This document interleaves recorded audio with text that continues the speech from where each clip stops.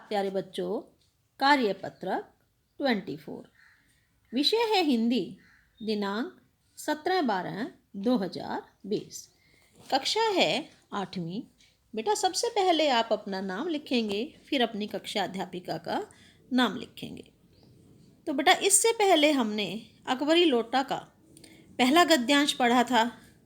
अब उससे आगे तो पाठ का नाम क्या है बेटा? अकबरी लोटा। तो उस गद्यांश के बाद अगला गद्यांश है, लेकिन जब 4 दिन ज्यों त्यों में यूं ही बीत गए तो रुपयों का कोई प्रबंध न हो सका। तब उन्हें चिंता होने लगी कि ये कहते कहते पैसे का इंतजाम मैं कर दूंगा। ऐसा सोचते सोचते उनको 4 दिन हो गए, लेकिन उनके पास पैसों का प्रबंध नहीं हो पाया। तो प्रश्न अपनी प्रतिष्ठा का था कि मैंने वायदा तो कर लिया है, लेकिन पैसे तो मेरे पास हुए ही नहीं।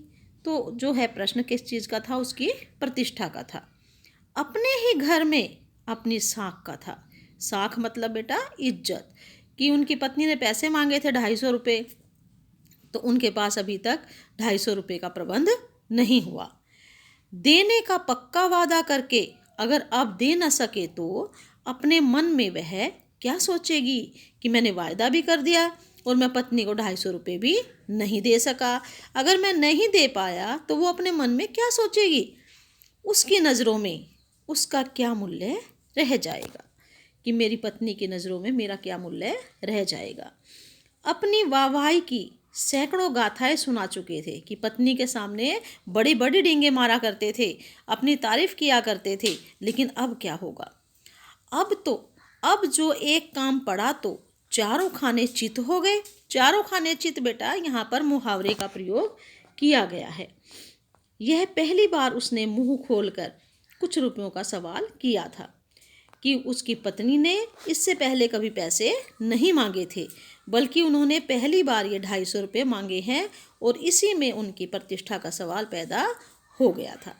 इस समय अगर दम नहीं बेटा दुम, इस समय अगर दुम दबाकर निकल भागते हैं तो फिर उसे क्या मुंह दिखाएंगे? कि अगर अब की बार मैं छिप कर भाग गया तो उसको क्या मुंह दिखाऊंगा? कि मेरी क्या इज्जत रह जाएगी? खैर, एक दिन और बीता। 5वें दिन घबरा कर उन्होंने पंडित बिलवासी मिश्र को अपनी विपदा सुनाई कि 5वां दिन और बीत गया। अब वो घबरा गए कि 7वें दिन तो मुझे पैसे देने हैं। तो उन्होंने घबरा कर अपने एक मित्र की शरण ली, जिनका नाम क्या है बेटा? पंडित बिलवासी मिश्र। और अपनी विपदा, अपनी कहानी सुना दी। संयोग कुछ ऐसा बिगड़ा कि बिलवासी जी भी उस समय बिल्कुल खुख थे। खुख थे मतलब बेटा उनके पास पैसे नहीं थे। जो उनका दोस्त था उनके पास भी पैसे नहीं मिले। उन्होंने कहा, मेरे पास हैं तो नहीं, पर मैं कहीं से मांग जांच कर लाने की कोशिश करूंगा। कि मेरे पास तो पैसे हैं नहीं, लेकिन मैं किसी से मांग कर ला सकता हूं तुम्हारे लिए। और अगर मिल गया तो कल शाम को तुमसे मकान पर मिलूंगा। अगर दोस्तों से पैसे मिल गए तो मैं शाम को तुम्हारे मकान पर ही मिलूंगा, तुम वहीं पर आ जाना। डामल फांसी न कर देगी, केवल जरा सा हंस देगी। पर वह कैसे हंसी होगी? कल्पना मात्र से झाऊमल में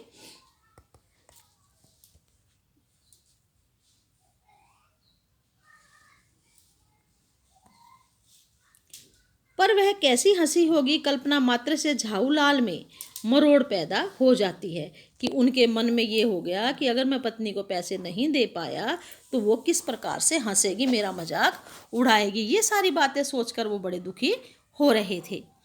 आज शाम को पंडित झाऊलाल छत पर टहल रहे थे कि शाम को 5वें दिन वो छत पर टहल रहे थे। कुछ प्यास मालूम हुई, प्यास लगी उनको। उन्होंने नौकर को आवाज़ दी। नौकर नहीं था, खुद उनकी पत्नी पानी लेकर आई। घर में नौकर नहीं था और पानी लेकर कौन आया बेटा? उनकी पत्नी पानी लेकर आई। बिलवासी मिश्र को आना था और किसका इंतजार कर रहे थे? बिलवासी मिश्र यानी अपने दोस्त का इंतजार कर रहे थे कि वो पैसे लेकर आएगा। वही शाम आज थी। आज जो वायदा हुआ था वही शाम थी कि बिलवासी जो उसका दोस्त है वो पैसे लेकर आएगा। हफ्ते का अंतिम दिन यानी 7वां दिन हो गया है जिस दिन उनको अपनी पत्नी को पैसे देने थे जिसका उन्होंने वायदा किया था। कल 250 रुपये या तो गिन देना या सारी हेकड़ी से हाथ धोना। पत्नी क्या कहती है कि कल 7वां दिन है, कल पूरे पैसे गिन देना, वरना जो है जो हेकड़ी मारते हो उससे अपने हाथ धो लेना यानी पीछे हट जाना। यह सच है कि कल रुपया न आने पर उनकी स्त्री उन्हें या कहीं रुपये का प्रबंध वे न कर सके, कि ये यही कहेगी कि आप तो पैसे का प्रबंध कर ही नहीं पाए तो मेरी बेइज्जती हो जाएगी। तो बेटा ये आपका गद्यांश था। अब इसके कुछ शब्दार्थ है। शब्दार्थ में है प्रबंध। प्रबंध का मतलब होता है इंतजाम। नंबर 2 है खुक। खुक का मतलब होता है खाली होना। हेखड़ी। हेखड़ी का मतलब है अकड़। डामल फांसी का मतलब है आजीवन कारावास का दंड या देश निकाला। उधेड़ बुन का मतलब है दुविधा। तो ये आपके शब्दार्थ हो गए। अब बेटा इसके कुछ प्रश्न उत्तर हैं। पहला प्रश्न है, पैसों का इंतजाम न होने पर लाला झाऊलाल को कौन सी चिंता सता रही थी? तो उत्तर है आपका, पैसों का इंतजाम न होने पर झाऊलाल को लग रहा था कि उनकी प्रतिष्ठा चली जाएगी, क्योंकि उन्होंने पैसा देने का वायदा किया था। बेटा इस उत्तर में लिखा है झामलाल। झामलाल नहीं है ये है झाऊलाल। आप इसको झाऊलाल कर लेना। प्रश्न नंबर 2, लाला जी के मित्र पंडित बिलवासी जी ने उनसे क्या वायदा किया था?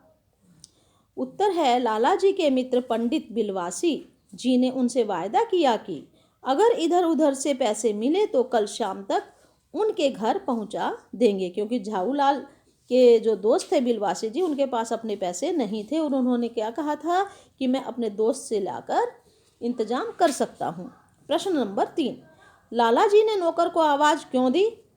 उत्तर है आपका, लाला जी ने नौकर को पानी लाने के लिए आवाज़ दी। पानी किससे मंगा रहे थे? वो नौकर से मंगा रहे थे। प्रश्न नंबर 4, गतिविधि। क्या आपके साथ कभी ऐसा हुआ है जब आप किसी से कोई वायदा करके उसे पूरा कर पाने की स्थिति में नहीं हो? अपना पूरा अनुभव लिखिए। तो बेटा इस गतिविधि को आप स्वयं पूरा कर सकते हो, अपने पेरेंट्स की मदद से कर सकते हो। तो उत्तर इस प्रकार से है, हाँ, जब मैं 6ठी कक्षा में था तब मैं अपने सहपाठी की पुस्तक घर ले गया था। उस पुस्तक में प्रश्न सरल भाषा में दिए गए थे और मैंने वादा किया था कि कल सुबह लौटा दूंगा, लेकिन तबीयत खराब होने के कारण मैं 2 दिन तक स्कूल नहीं गया था और इस प्रकार अपना वादा पूरा नहीं कर पाया था, कि ये मैं वायदा पूरा नहीं कर पाया था। तो बेटा ये आपके गद्यांश के प्रश्न उत्तर यहाँ समाप्त होते हैं। तो इनको आप अपनी कॉपी में लिख लेना और इनको याद कर लेना। अब बेटा कोरोना वायरस जो बीमारी है वो तेज़ी से हमारी दिल्ली में फैल रही है, तो हमें कुछ बातों का ध्यान रखना है। सबसे पहले हमें 2 गज की दूरी बनाए रखनी है। हाथों को जो है साबुन और पानी से धोना है और घर से निकले तो मास्क लगाकर ही निकले।